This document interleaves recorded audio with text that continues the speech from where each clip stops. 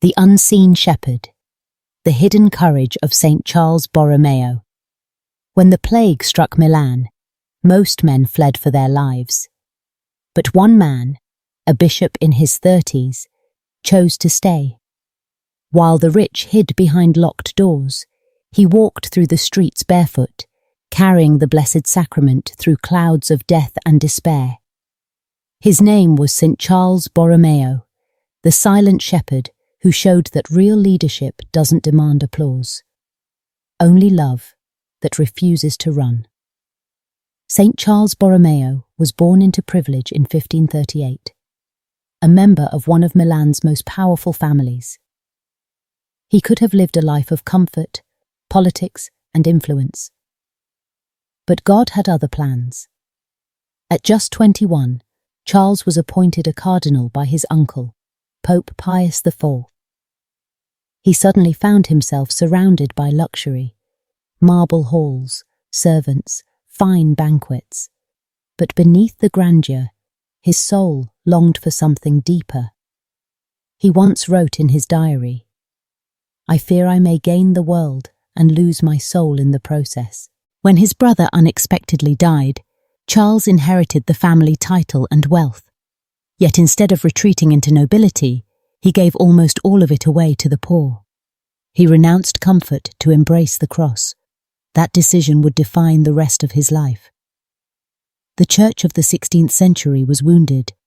The Protestant Reformation had shaken Europe, and corruption had entered even among the clergy. Charles, appointed Archbishop of Milan, took on the impossible task of reform, not through punishment, but through example. He lived simply, ate little, and slept on a wooden board. He refused luxury, wore plain clothes, and spent hours in prayer. His mission was clear: bring holiness back to the heart of the Church. He founded seminaries to educate priests, established schools for the poor, and restored discipline with compassion. Many resisted him. Some even plotted to kill him. One night, during evening prayer, a gunman entered the chapel and fired at him point blank. The bullet hit his vestments but left him unharmed. Charles didn't flinch. He continued praying calmly, as if nothing had happened.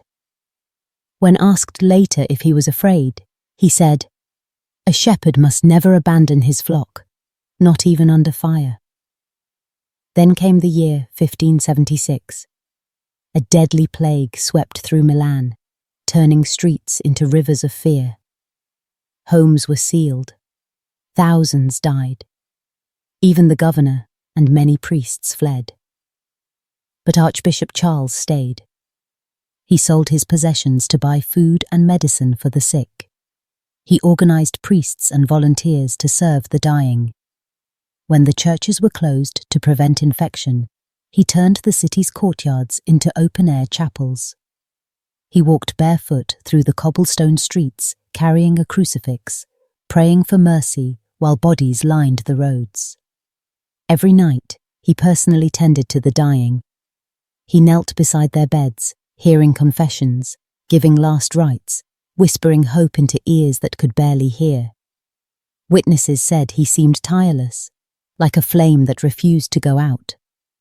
One historian wrote, "He stood among the plague-stricken like a living Christ, unafraid of death, unshaken by despair." Why did he stay when others ran? Because Charles understood something the world still struggles to grasp. That love isn't proven in words, but in presence. He believed holiness was not an escape from the world, but a descent into its wounds. And that's what true courage looks like. Not the absence of fear, but the refusal to let fear decide. As he told his priest during the plague, "We cannot flee when our master has not fled. If we die serving him who gave his life for us." He organized processions of prayer, calling on heaven for mercy. Thousands followed barefoot, fasting and singing hymns as they carried candles through the streets. Outsiders thought it was madness, but that act of collective faith rekindled hope across Milan. Slowly, the plague waned. When it finally ended, the people looked back and realized they had seen the gospel, not in words, but in a man who had lived it. The life of St. Charles Borromeo invites us to rethink what it means to lead, to love, to believe.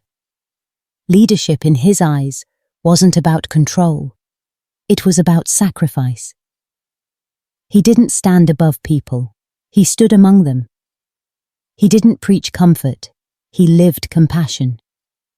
In every age, we face our own plagues: fear, isolation, division, and doubt. Sometimes we're tempted to retreat, to save ourselves first. But Charles's story whispers across centuries: stay, love, serve. That's the gospel in motion. It's easy to admire saints from afar, but holiness always begins in proximity, in choosing to show up where others step back. Perhaps you won't walk through a literal plague, but maybe there's someone in your life suffering quietly, waiting for you to show up. Someone who doesn't need a sermon, only your presence. Exhausted from years of labour and penance, Charles grew weak.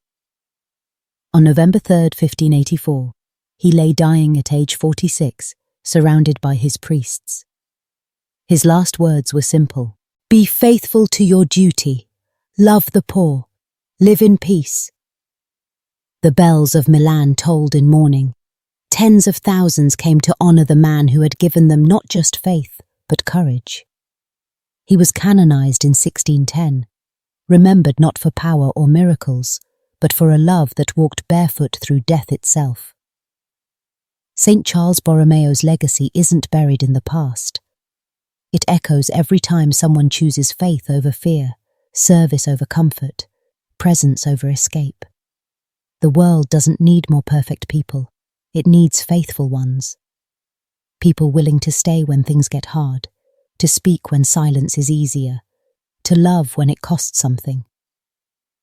So tonight, ask yourself, when the plagues of this world rise, fear, injustice, loneliness, will I hide?